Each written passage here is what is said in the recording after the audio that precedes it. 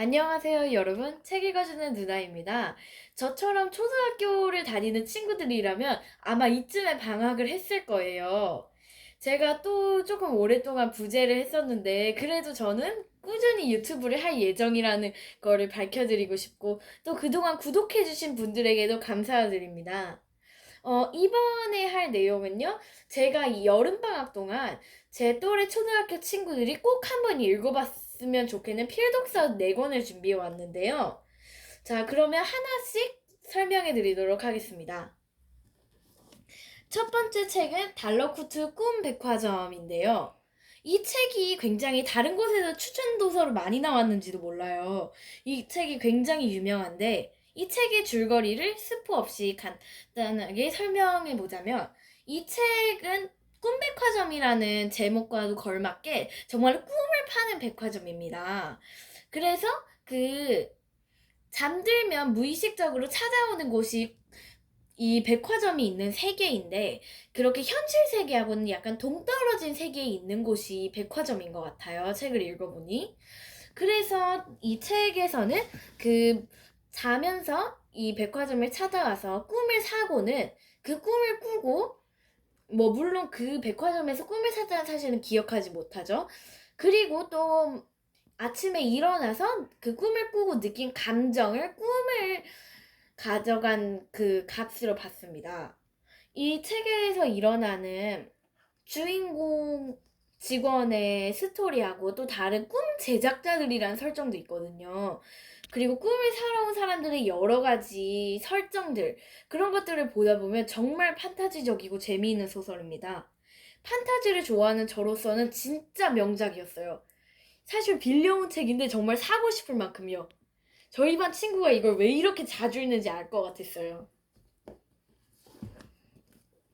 두 번째 책은 5번 레인이라는 책입니다. 이 책은 그 수영을 하는 아이들의 이야기인데요. 이 표지에 나오는 것처럼.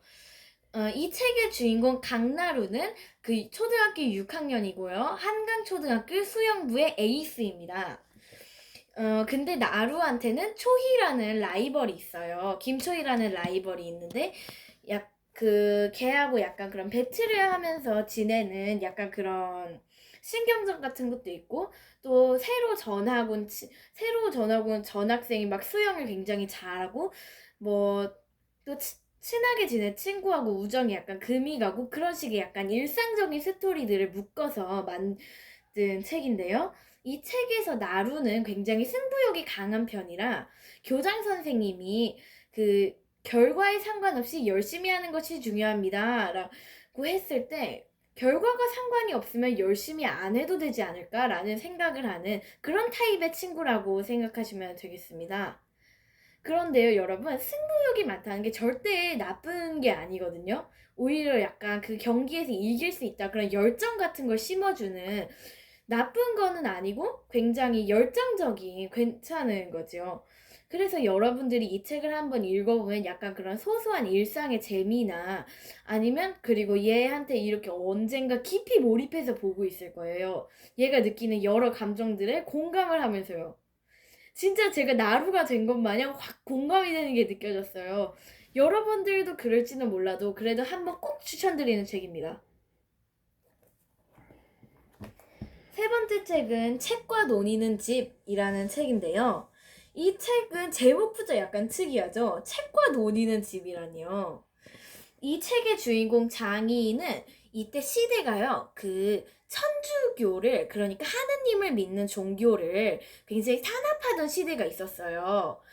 막 서양 문물이 우리나라로 들어오기 시작할 때였는데, 그때 천주학이 우리나라로 들어오자 그거를 우리나라 사람들이 굉장히 싫어하고 내쫓으려고 했어요. 그게 천주교 박해 사건이라고 하는데, 그래서 그때 천주교를 믿는 사람들 많이 죽고, 그 그런 거를 천주교를 그때 서학이라고 했는데, 그런 서학을 믿는 나쁜 놈들이다 하고 그 서학 책이 집에만 있어도 막 가서 곤장 맞고 신문 받고 뭐 죽기도 하고 엄청 난리가 났었어요. 장인은 그때의 시점의 아이입니다. 장이의 아버지는 필사쟁이에요. 필사쟁이는 무엇이냐면 그런 책을 똑같이 베껴서 여러 권 만들어서 파는 사람인데요. 이때 뭐 그런 이때도 금속 활자는 당연히 있었죠. 그랬는데 그거를 그냥 평범한 사람들만 쓸 수 있는 게 아니었대요. 약간 조금 높은 데에서만 그런 책방 좋은 책방에서만 쓸 수 있는 거여서 장인의 아빠는 그냥 그 붓으로 필사를 해서 책을 내다 팔았는데 어느 날 아버지는 그 어느 날 아버지는 그냥 들어온 그 서학을 믿는 건 아니었어요. 그 서학책을 필사를 했다는 이유만으로 거기 잡혀가서 곤장을 맞고 돌아오셨어요. 그래서 그때 그 친한 나리가 아버지가 돌아가시고 나서 장인을 맡아주게 되는데 그 장인은 이제 그런 책들 같은 거를 그런 양반집에 나눠주는 일을 하게 돼요. 그러면서 다른 인물들하고도 같이 펼쳐지는 천주교 박해 시점의 이야기를 잘 볼 수 있습니다. 보다 보면 굉장히 스릴도 있고 재미있어요. 이렇게 애가 1년, 2년이 지나면서 커가는 모습 보는 것도 재미있고, 이런 인물들과의 대립, 사건들 하나하나 너무 쏠쏠하고 재미있어요. 이 책을 한번 꼭 읽어보시기 바랍니다. 네 번째 책은 담을 넘은 아이라는 책이에요. 이 책의 시대는 이제 막 한글이 조금 인정받기 시작했을 때예요. 그래서 어떤 사람들은 잘 모르는 사람들은 언문이라고 부르고 좀 양반집 알만한 사람들은 한글을 한글이라고 부르던 그때쯤 시대였거든요. 그래 근데 이 책의 주인공 푸시이는 거기서 약간 가난한 집안의 친구인데요. 이 친구 밑에는 남동생이 한 명 있고 그 밑에는 여동생이 한 명 있는데 남자의 이름이 금동이던가 했는데 근데 막내 여동생은 6개월밖에 안 됐는데 아직 이름도 없고 그래서 이때가 여전히 그 여성들이 아직 권리가 잘 없고 그래서 얘는 첫째인데도 여자라서 그냥 이름 대충 지어서 푸시리인데 그 동생은 남자애라고 금동이잖아요. 그리고 셋째로 태어난 막내는 이름조차 없고 네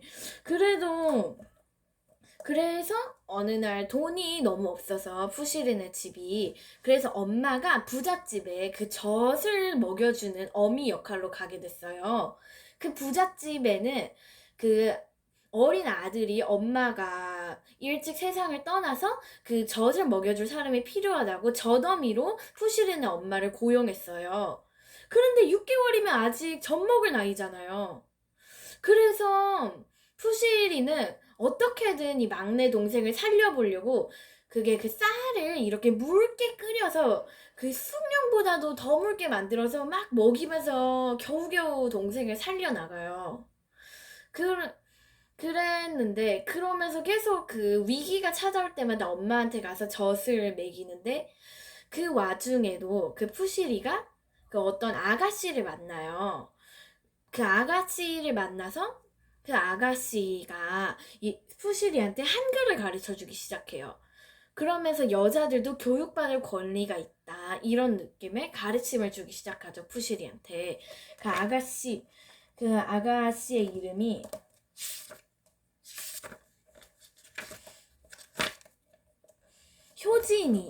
효진아 씨예요. 아가씨 이름은.